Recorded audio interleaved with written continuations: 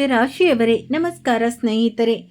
ಕಳೆದ ಕೆಲವು ಸಮಯದಿಂದ ನಿಮ್ಮ ಮನೆಯ ವಾತಾವರಣ ಬದಲಾದಂತೆ ಕಾಣುತ್ತಿದ್ದರೆ, ಮನಸ್ಸಿನಲ್ಲಿ ಕಾರಣವಿಲ್ಲದೆ ಭಕ್ತಿ ಹೆಚ್ಚುತ್ತಿದ್ದರೆ ಅಥವಾ ಪದೇ ಪದೇ ದೇವಿಗೆ ಸಂಬಂಧಿಸಿದ ಕನಸುಗಳು ಬೀಳುತ್ತಿದ್ದರೆ, ಹಾಗಾದರೆ ಸ್ನೇಹಿತರೆ ಇಂದಿನ ಈ ವಿಡಿಯೋ ನಿಮಗಾಗಿ ಆಗಿದೆ. ಹೌದು ಮೇಷರಾಶಿಯವರೇ, ಇಂದು ನಾವು 2 ವಿಷಯಗಳ ಬಗ್ಗೆ ಮಾತನಾಡಲಿದ್ದೇವೆ. ದೇವಿಯ ಕೃಪೆಯಿಂದ ಪ್ರತಿಯೊಂದು ಮನೆಗೆ ಬರಲಿರುವ ಶುಭ ಸಂಕೇತಗಳು ಮತ್ತು ಸನಾತನ ಪರಂಪರೆಯಲ್ಲಿ ಶುಭ ಎಂದು ಪರಿಗಣಿಸಲಾದ 3 ಕನಸುಗಳ ಬಗ್ಗೆ. ಕೊನೆಯಲ್ಲಿ ಒಂದು ಸಣ್ಣ ಪರಿಹಾರವನ್ನು ನಾವು ತಿಳಿಸುತ್ತೇವೆ. ಇಂದಿನ ಕಾಲದಲ್ಲಿ ಸ್ನೇಹವು ಎಷ್ಟು ಜೊತೆ ನಿಲ್ಲುತ್ತದೆ ಅಥವಾ ನಿಲ್ಲುವುದಿಲ್ಲ ಎಂಬುದರ ಬಗ್ಗೆ ನಾವು ವಿವರಣೆ ನೀಡುತ್ತೇವೆ. ನೋಡಿ ಸ್ನೇಹಿತರೆ, ನಮ್ಮ ಪರಂಪರೆಯಲ್ಲಿ ಹೇಳುತ್ತದೆ, ಯಾವಾಗ ಮನೆಯಲ್ಲಿ ಪ್ರೇಮ, ಸೇವೆ, ದಯೆ ಮತ್ತು ಶ್ರದ್ಧೆ ಹರಿಯಲು ಪ್ರಾರಂಭಿಸುತ್ತದೆಯೋ ಆಗ ಮಹಾಲಕ್ಷ್ಮಿ ಮತ್ತು ಅನ್ನಪೂರ್ಣೇಶ್ವರಿ ಕೃಪೆ ಹಾಗೂ ಆಶೀರ್ವಾದ ನಮ್ಮ ಕುಟುಂಬದ ಮೇಲೆ ಮೆಲ್ಲನೆ ಸುರಿಯಲು ತೊಡಗುತ್ತದೆ ಎಂದು ನಂಬಲಾಗುತ್ತದೆ. ಇದರ ಅರ್ಥ ಅವರು ನೇರವಾಗಿ ಮನೆಗೆ ಬರುತ್ತಾರೆ ಎಂದಲ್ಲ, ಬದಲಿಗೆ ಅವರ ಆಶೀರ್ವಾದವು ಸುಖ, ಶಾಂತಿ ಮತ್ತು ಸಮೃದ್ಧಿಯ ರೂಪದಲ್ಲಿ ಅನುಭವಕ್ಕೆ ಬರಬಹುದು. ಆದರೆ ಈಗ ನಾವು ಆ ಶುಭ ಸಂಕೇತವೆಂದು ಪರಿಗಣಿಸಲಾಗುವ ಆ 3 ಕನಸುಗಳ ಬಗ್ಗೆ ಮಾತನಾಡೋಣ. ಇವು ಮುಂಬರುವ ದಿನಗಳಲ್ಲಿ ನಿಮ್ಮ ಜೀವನದಲ್ಲಿ ನಡೆಯುವುದು ಕಂಡುಬರುತ್ತದೆ. ಜಾತಕದಲ್ಲಿ ಇಂಥ ಸಂಕೇತ ಸಿಕ್ಕಿದೆ. ಅಚಾನಕ್ಕಾಗಿ ನಿಮ್ಮ ಮನೆಗೆ ದೇವಿ ಬರಲಿದ್ದಾಳೆ ಮತ್ತು ನಿಮ್ಮ ಮನೆ ಸ್ವರ್ಗವಾಗಲಿದೆ. ನಿಮ್ಮ ಜೀವನದಲ್ಲಿ ಯಾವುದಕ್ಕೂ ಕೊರತೆ ಇರುವುದಿಲ್ಲ. ನಿಧಾನವಾಗಿ ಆದರೂ ಸರಿ ನಿಮ್ಮ ಜೀವನ ಧನ್ಯವಾಗುತ್ತದೆ. ನಿಮ್ಮಲ್ಲಿ ಹಣದ ಮಳೆ ಸುರಿಯಲಿದೆ. ನೀವು ಬಯಸಿದಂತೆ ಸಂಪೂರ್ಣವಾಗಿ ಬದಲಾಗುತ್ತೀರಿ.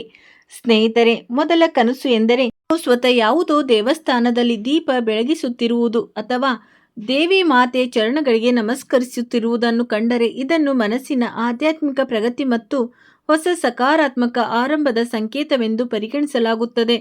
ಇಂಥ ಸಂಕೇತಗಳನ್ನು ನೀವು ಹಗುರವಾಗಿ ತೆಗೆದುಕೊಳ್ಳಲು ಸಾಧ್ಯವಿಲ್ಲ.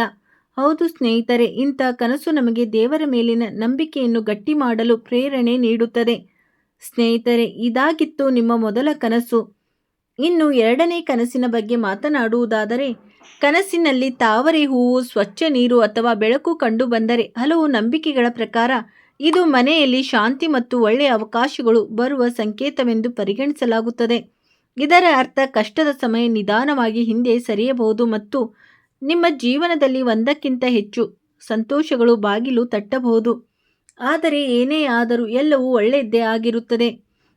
ದೇವತೆಗಳ ಇಂಥ ಕೃಪೆ ಪ್ರಾಪ್ತಿಯಾಗಲಿದೆ. ಇದನ್ನು ಜನ್ಮ ಜನ್ಮಾಂತರಗಳವರೆಗೆ ನೀವು ನೆನಪಿನಲ್ಲಿಟ್ಟುಕೊಳ್ಳುತ್ತೀರಿ. 2ನೇ ಕನಸು ಎಂದರೆ ನೀವು ಕನಸಿನಲ್ಲಿ ಪ್ರಸಾದ, ಆರತಿ ಅಥವಾ ದೇವಸ್ಥಾನದ ಗಂಟೆ ಮಧುರ ಧ್ವನಿಯನ್ನು ಕೇಳಿದರೆ ಅದನ್ನು ಅತ್ಯಂತ ಶುಭವೆಂದು ಪರಿಗಣಿಸಲಾಗುತ್ತದೆ. ಇದು ಜೀವನದಲ್ಲಿ ಸಕಾರಾತ್ಮಕ ಆಲೋಚನೆ, ಒಳ್ಳೆಯ ಕರ್ಮ ಮತ್ತು ತಾಳ್ಮೆಯನ್ನು ಕಾಯ್ದುಕೊಳ್ಳಬೇಕು ಎಂಬುದನ್ನು ನೆನಪಿಸುತ್ತದೆ.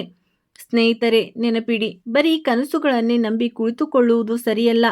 ಕನಸುಗಳು ಪ್ರೇರಣೆ ನೀಡಬಹುದು, ಆದರೆ ಯಶಸ್ಸು, ಸುಖ ಮತ್ತು ಗೌರವಗಳು ಒಳ್ಳೆಯ ಕರ್ಮಗಳ ಪರಿಶ್ರಮ ಹಾಗೂ ದೇವರ ಮೇಲಿನ ನಂಬಿಕೆಯಿಂದಲೇ ಸಿಗುತ್ತವೆ. ಸ್ನೇಹಿತರೆ, ಒಂದು ಸಣ್ಣ ಸೂಚನೆ.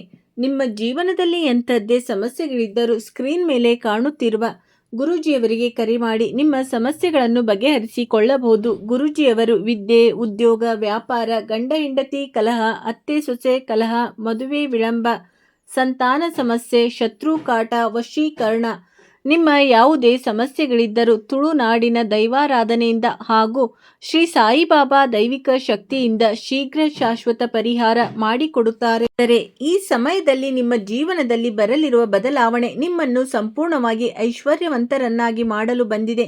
ನೀವು ಸಂತೋಷದಿಂದ ಮರದ ಮೇಲೆ ಕುಣಿಯುತ್ತೀರಿ. ಅಂಥ ಬದಲಾವಣೆ ಆಗಲಿದೆ. ಇಂತಹ ಕನಸು ನನಸಾಗಲಿದೆ. ನೋಡಿ, ಜನರು ಹೊಟ್ಟೆ ಕಿಚ್ಚು ಪಡುವುದು ಸಹಜ. ಕೆಲವರು ನಿಮ್ಮ ಸರಿ ಸಮಾನರಾಗಿ ನಿಲ್ಲಲು ಸಾಧ್ಯವಾಗದೆ ನಿಮ್ಮ ಮೇಲೆ ಸುಮ್ಮನೆ ಉರಿಯುತ್ತಾರೆ. ನಿಮ್ಮೊಂದಿಗೆ ಪದೇ ಪದೇ ಸ್ಪರ್ಧೆ ಮಾಡುತ್ತಾರೆ. ಆದರೆ ನೀವು ಕೇವಲ ಮುಂದೆ ಸಾಗುವ ಬಗ್ಗೆ ಯೋಚಿಸಬೇಕು. ಹೊಸ ಕ್ಷೇತ್ರಗಳಿಂದ ಹಣ ಗಳಿಸುವ ಬಗ್ಗೆ ಆಲೋಚಿಸಬೇಕು. ಒಂದು ಸಣ್ಣ ಆದರೆ ಮಹತ್ವದ ಕಥೆಯನ್ನು ನಾನು ನಿಮಗೆ ಹೇಳುತ್ತೇನೆ. ನೋಡಿ ಸ್ನೇಹಿತರೆ, ಒಂದು ಸಣ್ಣ ಹಳ್ಳಿಯಲ್ಲಿ ಒಂದು ಕುಟುಂಬ ಯಾವಾಗಲೂ ಆರ್ಥಿಕ ಮತ್ತು ಮಾನಸಿಕ ತೊಂದರೆಗಳಿಂದ ಬಳಲುತ್ತಿತ್ತು.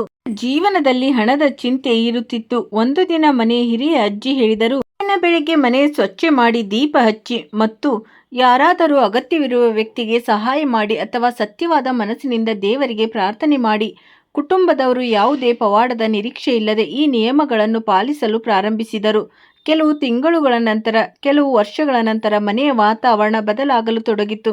ಕುಟುಂಬದಲ್ಲಿ ಜಗಳಗಳು ಕಡಿಮೆಯಾದವು, ಕೆಲಸದಲ್ಲಿ ಪ್ರಗತಿ ಸಿಗತೊಡಗಿತು, ಮನಸ್ಸಿನಲ್ಲಿ ಶಾಂತಿ ಸಿಗತೊಡಗಿತು, ಮನೆಯಲ್ಲಿ ಶಾಂತಿ ನೆಲೆಸತೊಡಗಿತು. ಮತ್ತು ಆ ಹಿರಿಯ ಅಜ್ಜಿ ಮಂದಹಾಸದಿಂದ ಹೇಳಿದರು, ಯಾವಾಗ ಮನೆಯಲ್ಲಿ ಪ್ರೇಮ, ಶಿಸ್ತು ಮತ್ತು ಸೇವೆಯ ದೀಪ ಬೆಳಗುತ್ತದೆಯೋ ಆಗ ದೇವಿ ಮಾತೆಯ ಕೃಪೆ ಅನುಭವವಾಗುತ್ತದೆ. ಮತ್ತು ನಿಮ್ಮ ಮನೆಗೆ ದೇವಿ ಪ್ರವೇಶಿಸಿದಾಗ ನಿಮ್ಮ ಜೀವನದಲ್ಲೂ ಇಂತಹದ್ದೇ ಅನುಭವವಾಗುತ್ತದೆ.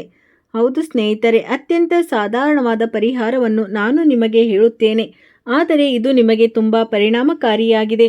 ಪ್ರತಿ ಶುಕ್ರವಾರ ಅಥವಾ ಸೋಮವಾರದ ಸಂಜೆ ಸಮಯದಲ್ಲಿ ಮನೆಯ ಪೂಜಾ ಸ್ಥಳದಲ್ಲಿ ತುಪ್ಪದ ದೀಪವನ್ನು ಬೆಳಗಿಸಬೇಕು. ಸತ್ಯವಾದ ಮನಸ್ಸಿನಿಂದ ದೇವಿಯನ್ನು ಸ್ಮರಿಸಿ ಮತ್ತು ನಿಮ್ಮ ಶಕ್ತಿಗೆ ಅನುಸಾರವಾಗಿ ಯಾರಾದರೂ ಅಗತ್ಯವಿರುವ ವ್ಯಕ್ತಿಗೆ ಊಟ, ಹಣ್ಣು, ಬಟ್ಟೆ ದಾನ ಮಾಡಿ.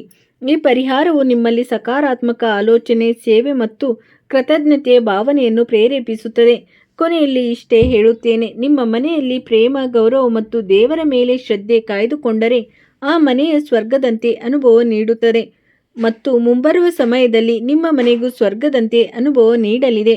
ದೇವಿಯ ಅತ್ಯಂತ ದೊಡ್ಡ ಆಶೀರ್ವಾದವೆಂದರೆ ಕೇವಲ ಸಂಪತ್ತಷ್ಟೇ ಅಲ್ಲ, ಸುಖ, ಶಾಂತಿ, ಆರೋಗ್ಯ ಮತ್ತು ಕುಟುಂಬದ ಸಾಮೀಪ್ಯ. ಈ ಸಮಯದಲ್ಲಿ ನಿಮಗೆ ಸಿಗುವುದು ಕಂಡುಬರುತ್ತಿದೆ. ಆದ್ದರಿಂದ ಕಮೆಂಟ್ ಬಾಕ್ಸ್ನಲ್ಲಿ ಒಮ್ಮೆ ಜೈ ಮಾತಾಜಿ ಎಂದು ಬರೆಯಿರಿ. ನಿಮಗೆ ಈ ವಿಡಿಯೋ ಇಷ್ಟವಾಗಿದ್ದರೆ ಇದನ್ನು ಲೈಕ್ ಮಾಡಿ.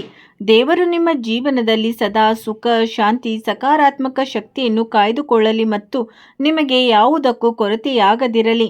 ದೇವಿ ಮಾತೆ ನಿಮ್ಮ ಮೇಲೆ ದಯೆ ತೋರಿದ್ದಾಳೆ ಅಥವಾ ಇಂಥ ಪವಾಡ ಮಾಡಲಿದ್ದಾಳೆ. ನೀವು ದಿನದಿಂದ ದಿನಕ್ಕೆ, ರಾತ್ರಿಯಿಂದ ರಾತ್ರಿಗೆ ಅಭಿವೃದ್ಧಿ ಹೊಂದುತ್ತೀರಿ. ಅದೃಷ್ಟವು ತಕ್ಷಣವೇ ವೇಗವನ್ನು ಪಡೆದುಕೊಳ್ಳುತ್ತದೆ. ನನ್ನ ಮಾತನ್ನು ತಮಾಷೆಯಾಗಿ ತೆಗೆದುಕೊಳ್ಳುವ ತಪ್ಪನ್ನು ಮಾಡಬೇಡಿ. ದೇವತೆಗಳ ವಿಶೇಷ ಕೃಪೆ ನಿಮ್ಮ ಜೀವನದಲ್ಲಿ ಸಿಗುವುದು ಕಂಡುಬರುತ್ತಿದೆ ಮತ್ತು ಬರುವ ಸಮಯವು ನಿಮ್ಮ ಜೀವನದ ಲೆಕ್ಕಾಚಾರದಲ್ಲಿ ಅತ್ಯಂತ ವಿಶೇಷ ಮತ್ತು ಲಾಭದಾಯಕ ಸಮಯವಾಗಿರುತ್ತದೆ. ಏನೇ ನಡೆದರೂ ನಮ್ಮ ಒಳಿತಿಗಾಗಿಯೇ ನಡೆಯುತ್ತದೆ ಎಂದು ಹೇಳುತ್ತಾರಲ್ಲವೇ, ಹಾಗೆ ನಿಮ್ಮೊಂದಿಗೆ ಈಗ ನಡೆಯಲಿರುವುದು ಖಂಡಿತವಾಗಿಯೂ ಒಳಿತಿಗಾಗಿಯೇ ನಡೆಯುತ್ತಿದೆ.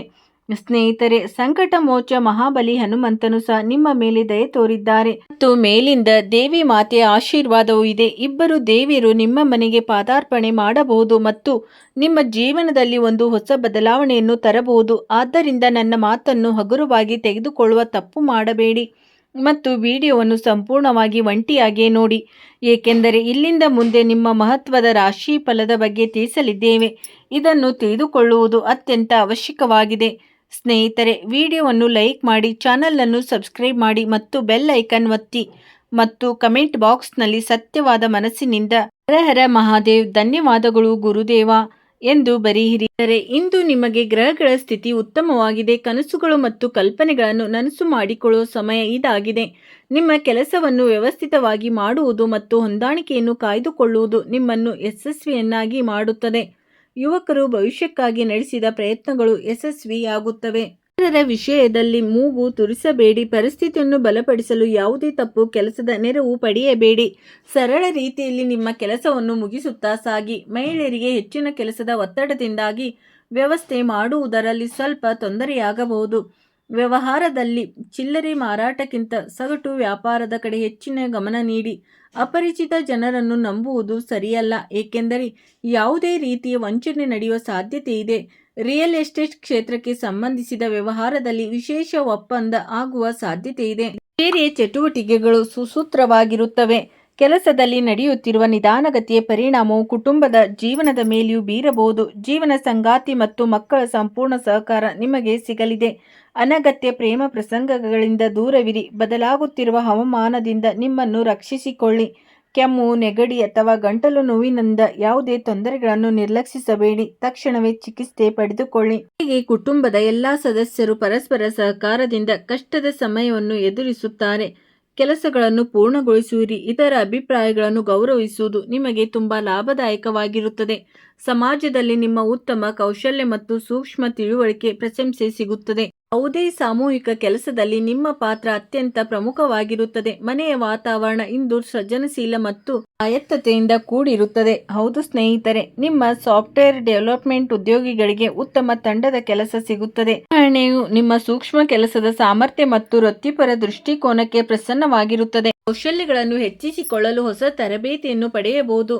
ಹೌದು ಸ್ನೇಹಿತರೆ, ಸಂಬಂಧಗಳನ್ನು ಗಟ್ಟಿಗೊಳಿಸಲು ಸಂಗಾತಿಯ ಜೊತೆಗೂಡಿ ಯೋಜನೆಗಳನ್ನು ರೂಪಿಸಿ. ಭವಿಷ್ಯದ ಆರ್ಥಿಕ ಭದ್ರತೆಯ ಬಗ್ಗೆ ಜೀವನ ಸಂಗಾತಿಯೊಂದಿಗೆ ತಾರ್ಕಿಕ ಚರ್ಚೆ ಮಾಡಿ.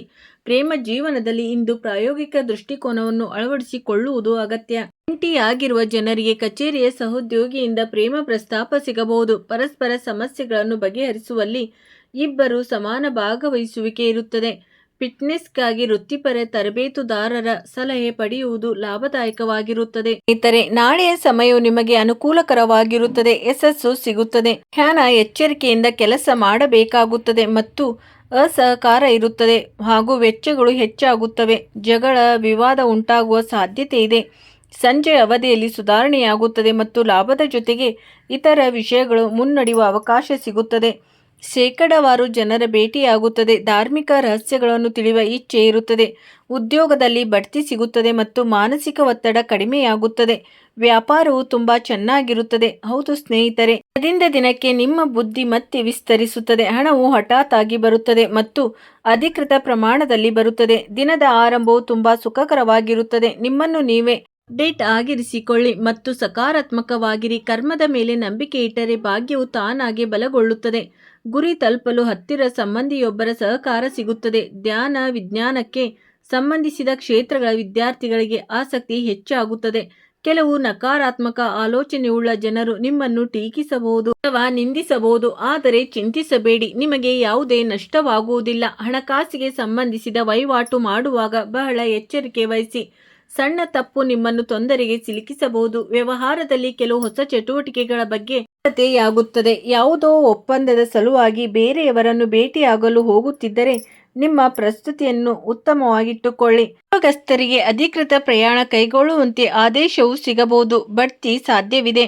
ಸ್ನೇಹಿತರೆ, ನಿಮ್ಮ ದಿನಚರಿ ಮತ್ತು ಆಹಾರ ಪದ್ಧತಿಯನ್ನು ವ್ಯವಸ್ಥಿತವಾಗಿಟ್ಟುಕೊಳ್ಳಿ.